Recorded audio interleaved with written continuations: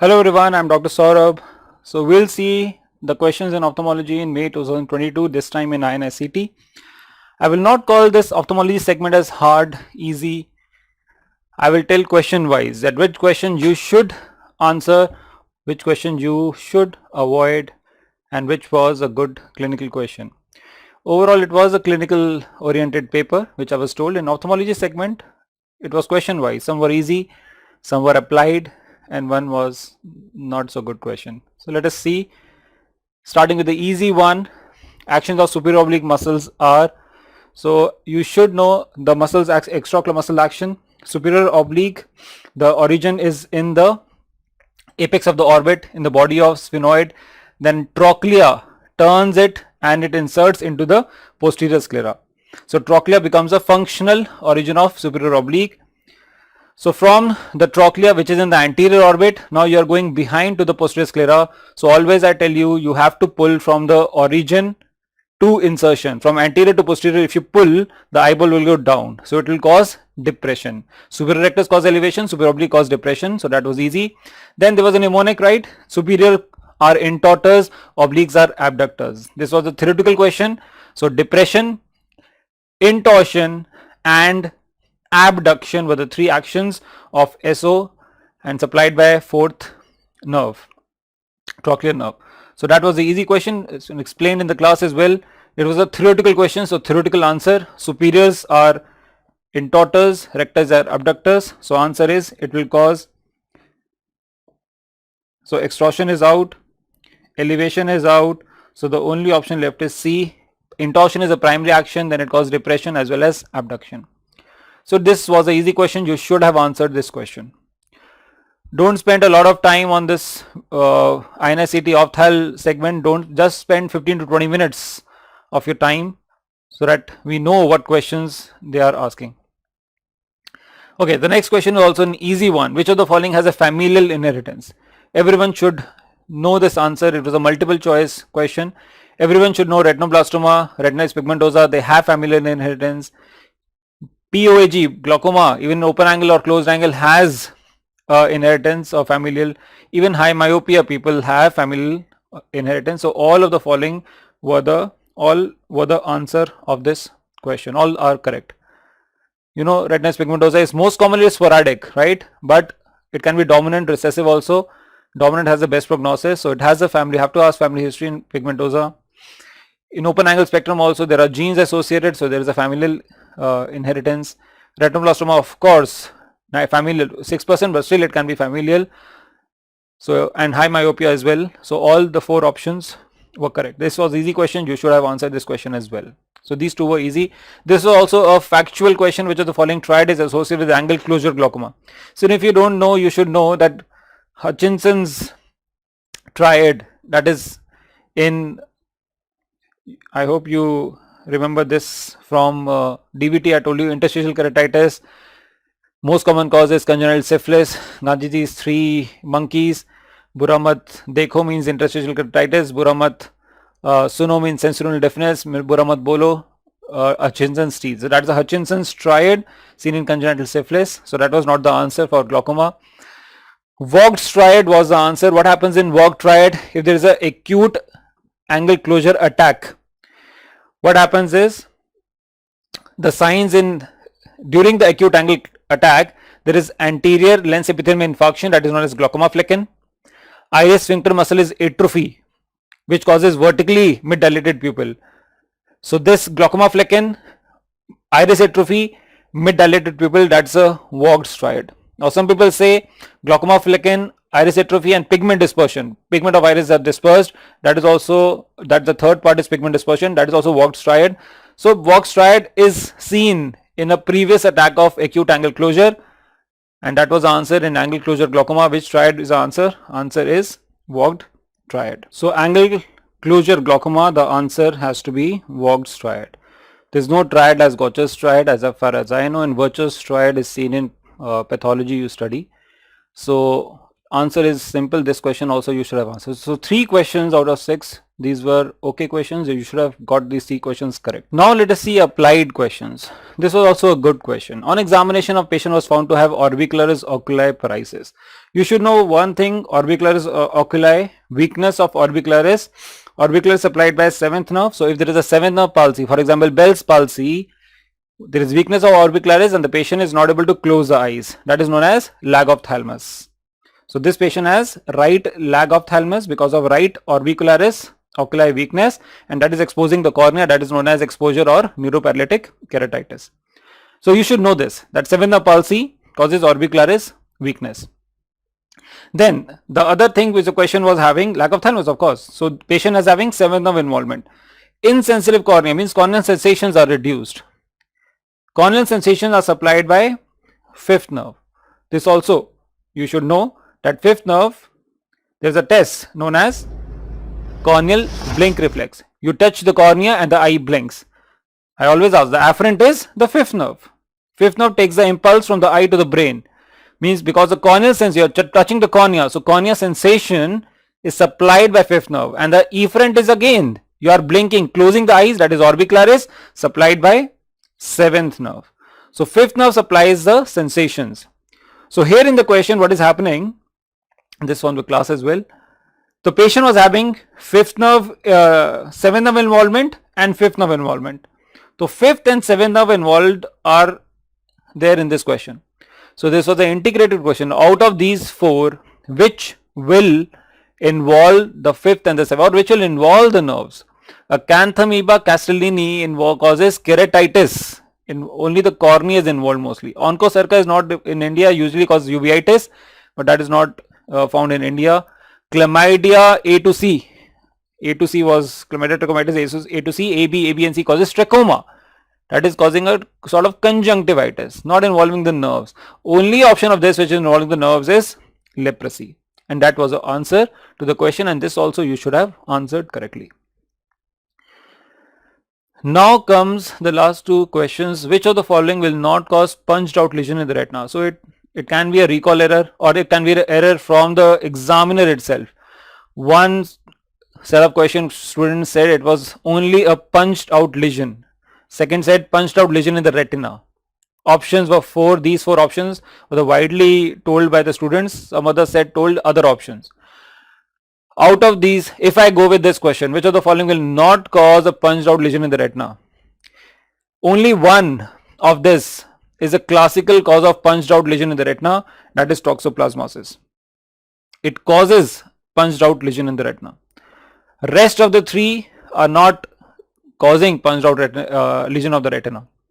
So either it can be an error from the examiner, he by mistake gave you all except.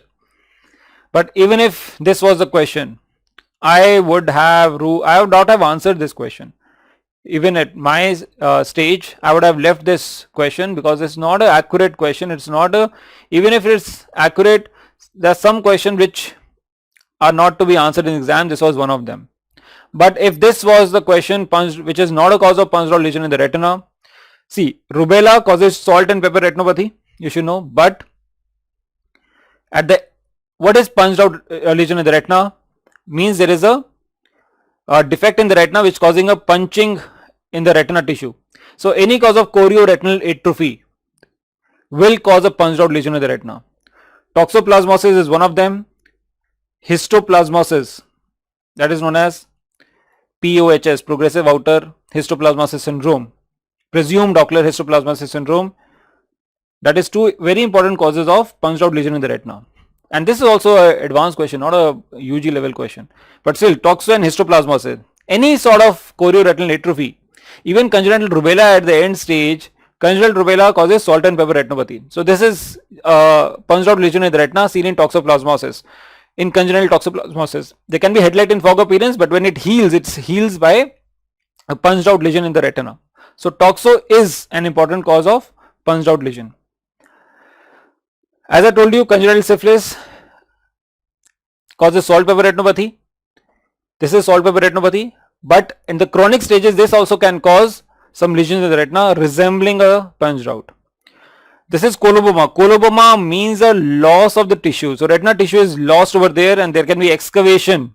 So if there is excavation, that can also be looking like a punched out lesion.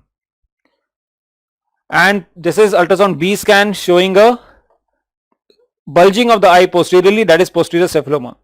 So here there is no punched out lesion in the retina, though there is a punched out appearance is there. Even that word is not given anywhere, but yes, there is a punched out appearance, but there is no punched out lesion in the retina in this posterior cephaloma. So if we go by this, what to choose if a question by chance comes in the same form later on, what to choose? And this is histoplasmosis, which is a classical punched out lesion in the retina. So which one to choose in these four options and the same set of question which is asked? You can go with posterior cephaloma as a least which is not a cause of punched out lesion in the retina. Punched out lesion in the retina, not as a question punched out appearance is there, but posterior cephaloma is not a punched out lesion in the retina. So if the question was which is not a punched out lesion without in the retina, then you could have answered congenital rubella. But in this set of question, if it is asked like this, you can go with posterior cephaloma. And of course, if the question was which is the cause of punched out lesion in the retina, I think that would have been the best question. That answer would have been toxoplasmosis. But as I said, I would have left this question in the exam. Out of 6, even if we have leave 1 in opthal, it doesn't make a difference. So don't worry if you are getting this question wrong, because it's either a recall error or a error at the end of the examiner. So don't worry about this question. Now we come to the last, and that is the most important, the best question of the lot in ophthalmology. A lady presented with 1 day history of sudden painless loss of vision in one eye. On examination, there is relative afferent pupillary defect. So RAPD, you should know, is the first sign of optic nerve compression or the first sign of optic neuritis. Other examination was normal. What is the scenario which is going on over here, and what is the investigations which you do which will help you in the diagnosis over here?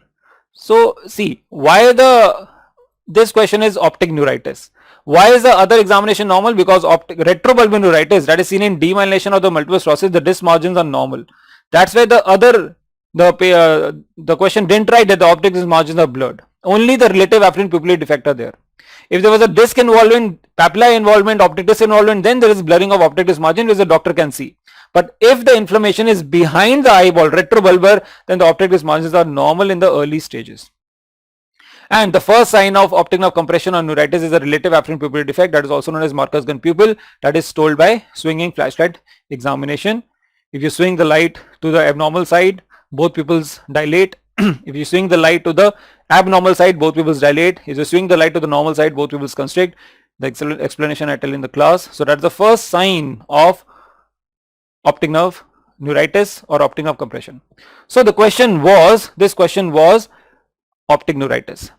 The most common cause of optic neuritis is demyelination, that is multiple sclerosis. It can be isolated or it can be disseminated. So you have to do MRI brain and orbit with contrast to know about the multiple sclerosis involvement or the optic nerve involvement enhancement in the periventricular or optic nerve. So MRI brain and orbit has to be done. But there can be other cause also, neuromelodic optica, that was also in the option, the antibodies of NMO. Optic neuritis with transverse myelitis will give you neuromyelitic optica. While multiple sclerosis, the demyelination is the most common cause, of course, it's the most common cause. And multiple sclerosis you have to rule out because that is more common than the NMO. So MRI orbit has to be done. And see, this MRI orbit, brain and orbit with contrast has to be done. The first sign is RAPD. But here the thing is, they want to know one step further. You must have answered NMO also here. But in the first episode of optic neuritis, you directly don't jump onto NMO diagnosis. NMO diagnosis is only made when there is a recurrent optic neuritis, or the MRI is normal and still the patient has recurrent optic neuritis. Then you go with the investigations, other investigations. So MRI brain and orbit has to be done. But they are not satisfied. The question, if there was a single option to choose, then the answer would have been MRI brain and orbit. But there was a multiple option, and students told me that only combination question was there. Means either of these are also were the correct options. There is no role of thyroid profile over here. NMO antibody, I told you, it is not done in the first episode. So the examiner here was smart enough to ask you a question, a leading question over here. What is the treatment of multiple sclerosis? Is intravenous steroid, intravenous methylprednisolone for 3 days, followed by oral steroids for 11 days, 14 days steroid has to be given. So before you give steroid, you have to know about the glucose level, whether the patient is diabetes mellitus or not, or you have to know the LFT and RFT. So here the examiner wants you, in names INICET exam, they don't give you a battery of tests, you do all the tests, sare tests ab kar lo. Aisa the examiners won't give you the question like that. Even in the clinical, you have to do a minimalized approach to a patient. So MRI brain and orbit is indicated over here, and if you have to give steroids, you have to get glucose and LFT RFT. So answer to this question has to be 1 and 2. Transverse mellitus, recurrent optic neuritis, if there is suspicion, if the patient is not resolving on this, then you go with the other modalities, you go with the other causes of optic neuritis, vitamin deficiencies or other infectious cause or autoimmune cause. But the first episode in a lady in a young adult coming with optic neuritis, MRI brain and orbit has to be done. But in this question, they wanted to ask you an extra point that if you want to treat by steroids, what else you want to do? You want to get the diabetes mellitus and LFTs checked. So 1 and 2 should be the answer of this question. Alright, so this was an applied question and the best question of the lot. So out of the 6, 1 if you don't do the 5th one, doesn't matter. Out of 6, out of the other 5 questions, I think you should have easily got 4 correct. And that is a good number in this INICET. Alright, thank you for listening. Never lose sight of your dreams. I'm Dr. Sourabh. You can ask me questions anytime, even in the club or individual. Best wishes. Thank you.